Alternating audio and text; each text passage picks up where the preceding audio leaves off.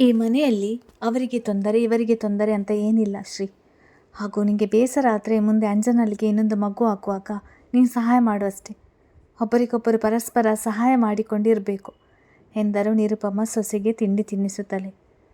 ಅತ್ತೆ, ನಾನೇ ತಿಂತೀನಿ ಬಿಡಿ, ನಾನೇ ಚಿಕ್ಕ ಮಗು ಅಲ್ಲ. ಯಾರಾದರೂ ನೋಡಿದರೆ ಅತ್ತೆ ಕೈಯಲ್ಲಿ ಸೇವೆ ಮಾಡಿಸಿಕೊಳ್ತಿದ್ದಾಳೆ ಅಂದ್ಕೊಳ್ತಾರೆ ಅಷ್ಟೇ ಎಂದಳು ನಗುತ್ತಾ. ಯಾರೇನಾದರೂ ಅಂದುಕೊಳ್ಳಲಿ, ನನಗೆ ನನ್ನ ಸೊಸೆ ಆರೋಗ್ಯ ಮುಖ್ಯ. ಬೇಗ ಬೇಗ ತಿಂದು ಮಾತ್ರೆ ನುಂಗಿ ಹೊರಡು ಎಂದವರು ಬೇಗ ಬೇಗ ತುತ್ತಿಟ್ಟು ಕೈ ತೊಳೆದುಕೊಂಡು ಅವಳಿಗೆ ಮಾತ್ರೆ ಕೊಟ್ಟರು. ಅತ್ತೆ ಸೊಸೆಯ ಬಾಂಧವ್ಯ ನೋಡಿ ನಗುತ್ತಲೇ ತಿಂಡಿ ಮುಗಿಸಿ ಮೇಲೆದ್ದನು.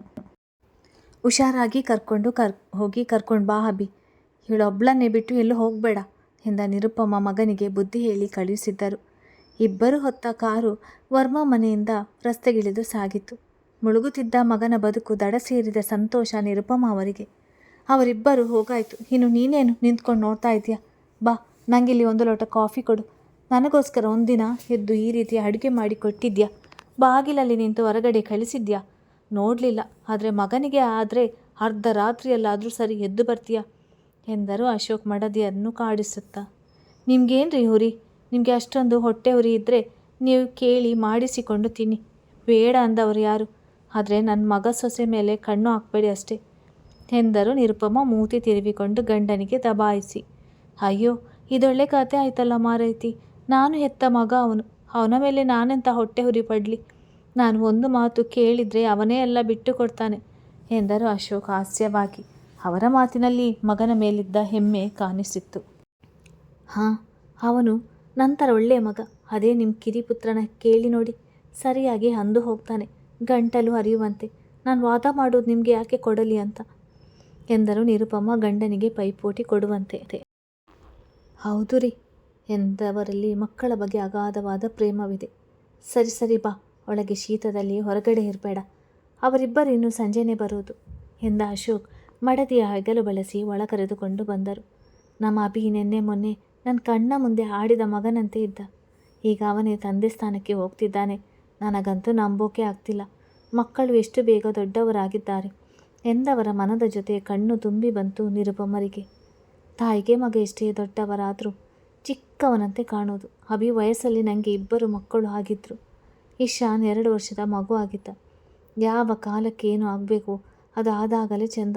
ಇನ್ನೊಂದು 3-4 ತಿಂಗಳು ಕಳೆದರೆ ನಿಂತರಾದೇ ಒಂದು ಮೊಮ್ಮಗು ಕೈಯಲ್ಲಿ ಇರುತ್ತೆ, ನೋಡ್ತಿರು ಎಂದರು ಅಶೋಕ್. ಮಡದಿಯ ಮನಸ್ಸು ಏನೆಂದು ಅವರಿಗಿಂತ ಬಲ್ಲವರು ಯಾರು? ಹಾಂ, ಮಗು ನೋಡೋಕ್ಕೆ ನಂತರ ಇದ್ದರೂ ಪರವಾಗಿಲ್ಲ, ಬುದ್ಧಿ ಮಾತ್ರ ನಿಮ್ಮದೇ ಇರಬೇಕು ಎಂದರು ನಿರುಪಮ ನಗುತ್ತಾ. ಹುಬ್ಬುಗಂಟಿಕ್ಕಿ, ಅದ್ಯಾಕೆ ಹಾಗೆ? ನಾನು ಅಷ್ಟೊಂದು ಒಳ್ಳೆಯವನಾ ಎಂದರು ಅಶೋಕ್ ಮಡದಿಯ ಪ್ರೀತಿಯಿಂದ ನೋಡಿ. ಹಾಗಲ್ಲ, ನಂತರ ಮೃದು ಅಳು ಮುಂಜಿ ಆಗೋದು ಬೇಡ. ನಿಮ್ಮ ಥರ ಬುದ್ಧಿವಂತಿಕೆ ಧೈರ್ಯಶಾಲಿ ಆಗಿರಲಿ ಅಂತ. ಆಗ ನಮ್ಮ ಅಭಿ ಈಶಾನಂತೆ ಎಷ್ಟೇ ಕೋಪ ತೋರಿದರೂ ಹೆಂಡತಿಯ ಕಾಳಜಿ ಮಾಡೋದು ಮರೆಯೋದಿಲ್ಲ. ವೃತ್ತಿಯಲ್ಲೂ ಮುಂದು, ಬದುಕಿನಲ್ಲೂ ಮುಂದು. ನೀವು ಹಾಗೆ ತಾನೆ. ನಮ್ಮದು ಅರೇಂಜ್ ಮ್ಯಾರೇಜ್ ಆದರೂ ಕೂಡ ನನಗೆ ಆರೋಗ್ಯ ಕೆಟ್ಟಾಗ ನನ್ನ ಜೊತೆಗಿದ್ದು ನೋಡಿಕೊಂಡಿರಿ.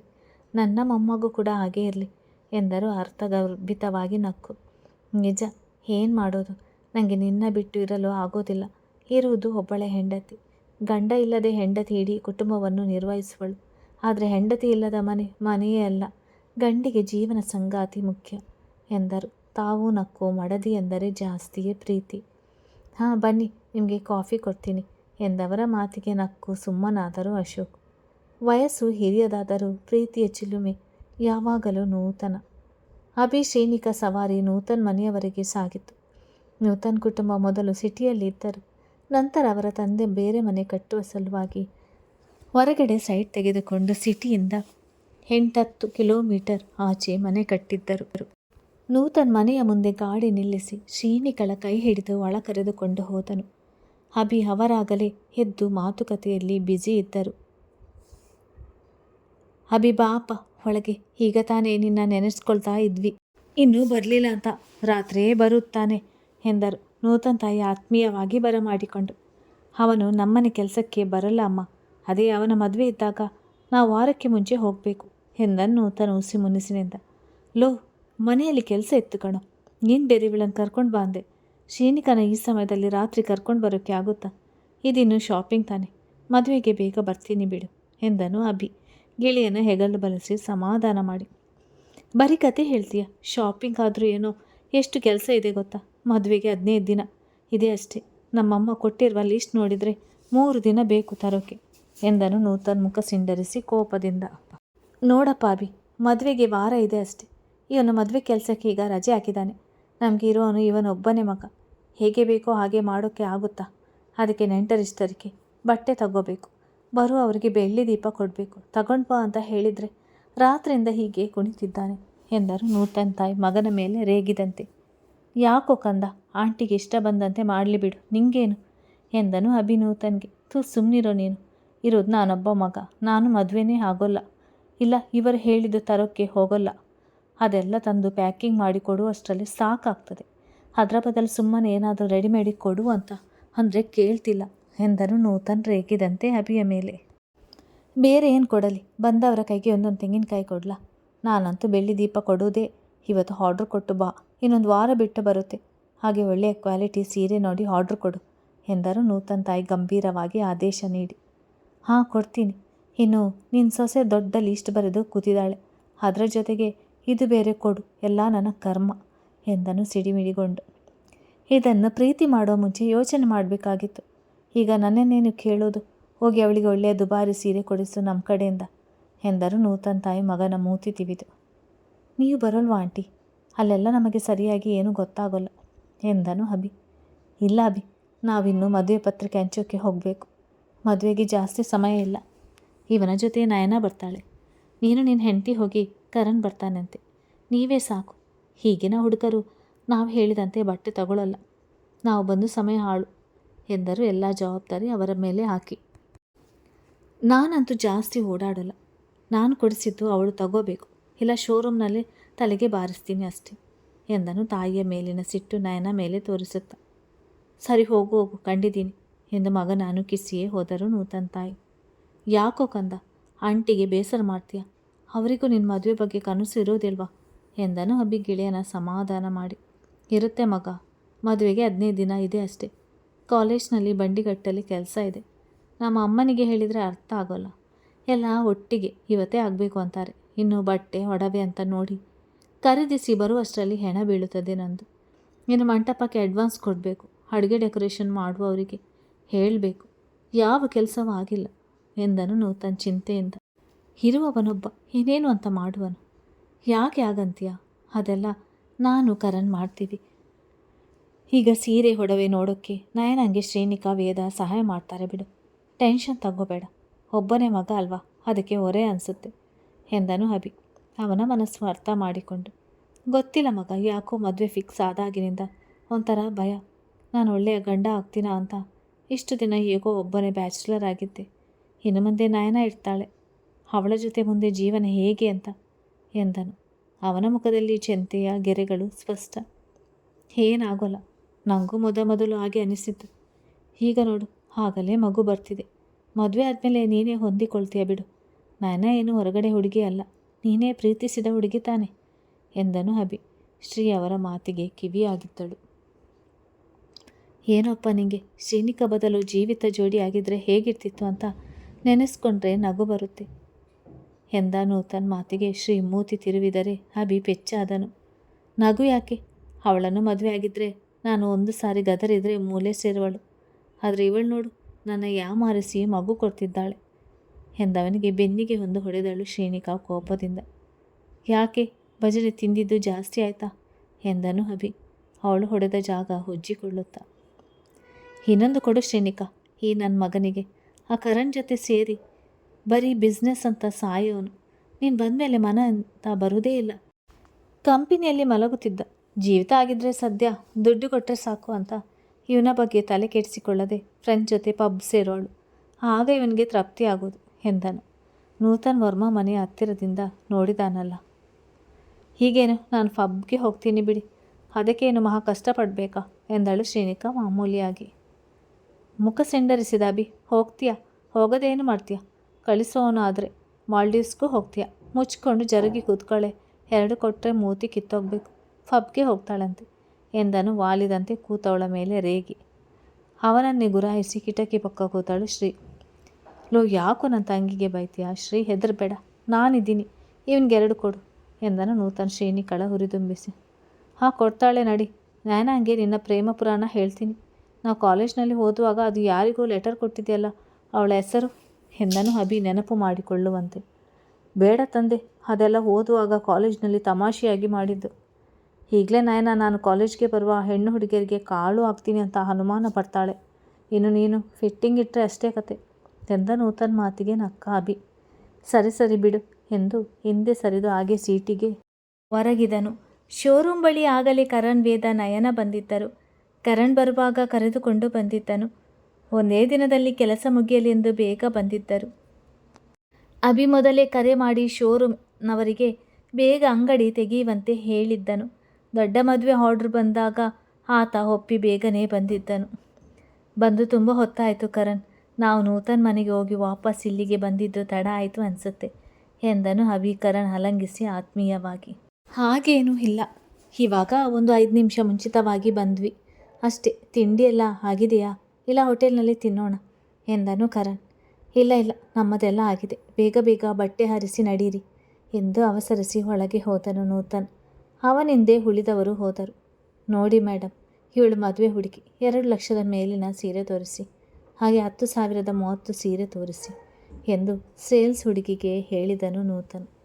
ನಯು, ನಿಂಗೆ ಎಂಥ ಸೀರೆಗಳು ಬೇಕೋ ತಗೊಂಡ್ಬಿಡು, ಅದರ ಜೊತೆ ಬೇರೆ ಬಟ್ಟೆನೂ ತಗೋ, ಆದರೆ ಗಂಟೆಗಟ್ಟಲೆ ನೋಡಿಕೊಂಡು ನಿಂತ್ಕೊಳ್ಬೇಡ, ಇನ್ನು ಬೇರೆ ಕಡೆ ಹೋಗಬೇಕು ಎಂದವನು. ಶ್ರೀನಿಕಾ, ವೇದ ಅಪ್ಪ ಅಮ್ಮನ ಸಂಬಂಧಿಕರಿಗೆ ಸೀರೆ ಕೊಡಿಸಬೇಕು. 10,000ದ 30ರಿಂದ 40 ಸೀರೆ ಹಾರಿಸಿಬಿಡಿ. ಡಿಸೈನ್ ಒಂದೇ ಇರಲಿ, ಬಣ್ಣ ಬದಲಾಗಲಿ, ಬೆಲೆಯೂ ಒಂದೇ ಇರಲಿ. ಹೆಚ್ಚು ಕಡಿಮೆ ಆದರೆ ಅವರ ಆರೋಪ ಕೇಳೋಕ್ಕೆ ಆಗೋಲ್ಲ ಎಂದನು. ಅವನ ಮಾತಿಗೆ ಇಬ್ಬರು ತಲೆ ಆಡಿಸಿ ಕೂತರು. ನೂತನ್ನ ಅಭಿ ಕರಣ್ ಹುಡುಗರ ಬಟ್ಟೆ ಇದ್ದ ಕಡೆ ಹೋದರು. ನೂತನ್ಗೆ ಸೂಟ್, ಶೆರ್ವಾನಿ, ಪಂಚೆ ಶರ್ಟ್ ಜೊತೆ ಇನ್ನೂ ಕೆಲವು ಬಟ್ಟೆ ತಗೊಂಡ್ರು. ನೂತನ್ ಕಡೆಯಿಂದ ಕರಣ್ ಮತ್ತು ಅಭಿಗೂ ಶೆರ್ವಾನಿ ಆರ್ಡ್ರ್ ಕೊಟ್ಟು, ಸಂಬಂಧಿಕರಿಗಾಗಿ 30 ಪಂಚೆ, ಶಲ್ಯ ಮತ್ತು ಶರ್ಟ್ ಸೆಟ್ ಆರ್ಡರ್ ಕೊಟ್ಟು ಬಂದರು. ಶ್ರೀ, ವೇದ ಅದಾಗಲೇ 3 ಡಿಸೈನ್ನಲ್ಲಿ ಬೇರೆ ಬೇರೆ ಬಣ್ಣದ 40 ಸೀರೆ ಆರಿಸಿದ್ದರು. ನಯನ ಇನ್ನೂ ನೋಡುತ್ತಿದ್ದಳು. ಇನ್ನೂ ಮುಗಿದಿಲ್ವಾ ನಿಮ್ಮದು ಎಂದನು ನೂತನ್. ನಮ್ಮದು ಆಯಿತು, ಇವಳಿಗೆ ಇನ್ನೊಂದೆರಡು ಸೀರೆ ನೋಡ್ತಿದ್ದೇವೆ ಎಂದಳು ವೇದ. ಸರಿ ನೋಡಿ ವೇದ, ಶ್ರೀನಿಕಾ ನೀವು ಸೀರೆ ತೆಗೆದುಕೊಳ್ಳಿ, ಹಾಗೆ ಮನೆಯವರಿಗೆ ತಗೊಳ್ಳಿ ಎಂದನು ನೂತನ್ ನಯನ ಪಕ್ಕ ಕೂತು. ಇಲ್ಲ ಬೇಡ, ಪರವಾಗಿಲ್ಲ, ನಮಗೆ ಯಾಕೆ, ನೀವು ತಗೊಳ್ಳಿ ಸಾಕು ಎಂದ ಶ್ರೀನಿಕನ ಗೊಂದಲದಲ್ಲಿ ನೋಡಿದರು ನೂತನ್ ಕರಣ್. ಶ್ರೀ, ಇದು ರೂಲ್ಸ್, ನಮ್ಮಲ್ಲಿ ಯಾರೇ ಮದುವೆ ಆದರೂ ಅವರ ಮನೆಯವ್ರಿಗೆಲ್ಲ ಬಟ್ಟೆ ಕೊಡೋದು ಒಂದು ರೀತಿಯ ಸಂಪ್ರದಾಯ ಇದ್ದಾಗೆ. ನನ್ನ ಕರಣ್ ಮದುವೆಯಲ್ಲಿ ನೂತನ್ ಮನೆಯವರಿಗೆ ನಾವು ಬಟ್ಟೆ ತಂದಿದ್ದೆವು, ಈಗ ಅವನ ಸರದಿ ಅಷ್ಟೆ. ಅವನ ಖುಷಿಗೆ ಒಂದು ಸೀರೆ ತಗೋ, ಉಳಿದದ್ದು ನಾನು ಕೊಡಿಸುವೆ ಎಂದನು ಅಭಿ ಮಡದಿಯ ಗೊಂದಲ ಕಡಿಮೆ ಮಾಡಿ. ಇದು ನೋಡಿ ವೇದ ಅಕ್ಕ, ಹಸಿರು ಬಣ್ಣ ನಿಮಗೆ ಒಪ್ಪುತ್ತದೆ, ಈ ಪಿಂಕ್ ಬಣ್ಣದ ಶ್ರೀ ಅಕ್ಕನಿಗಿರಲಿ. ನಂದು ಕೆಂಪು ಚೆನ್ನಾಗಿದೆ, ಪಲ್ಲವಿಗೆ ನೀಲಿ ಬಣ್ಣದ್ದು ತಗೊಂಡಿದ್ದೀನಿ ಎಂದಳು ನಯನ ಖುಷಿಯಿಂದ.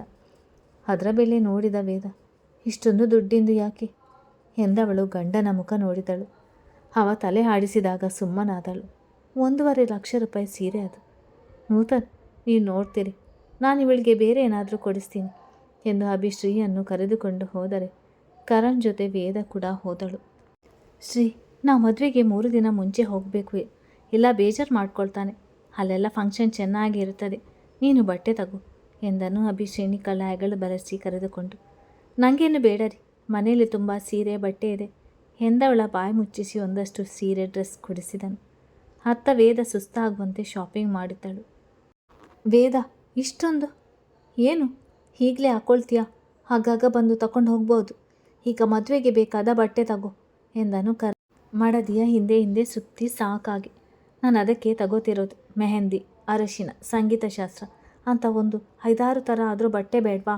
ದಾರೆಗೆ ನಾನು ಉಡುವ ಬಣ್ಣದ ಶರ್ಟ್ ಹಾಕಿಕೊಳ್ಳಿ ಎಂದವಳು ಅವನಿಗೂ ಸೇರಿಸಿ ಶಾಪಿಂಗ್ ಮಾಡಿದ್ದಳು.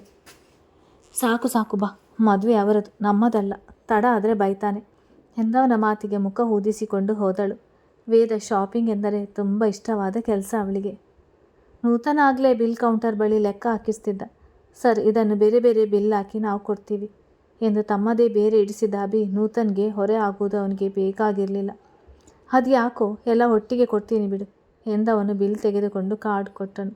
ಬೇಡ, ಇದು ಅವಳ ದಿನ ಉಪಯೋಗಿಸುವ ಬಟ್ಟೆಗಳು, ನಾನು ಕೊಡ್ತೀನಿ ಎಂದವನ ಮಾತಿಗೆ ಸುಮ್ಮನಾದನು. ನೂತನ್. ಆಗಲೇ ಸಮಯ 11 ದಾಟಿತು.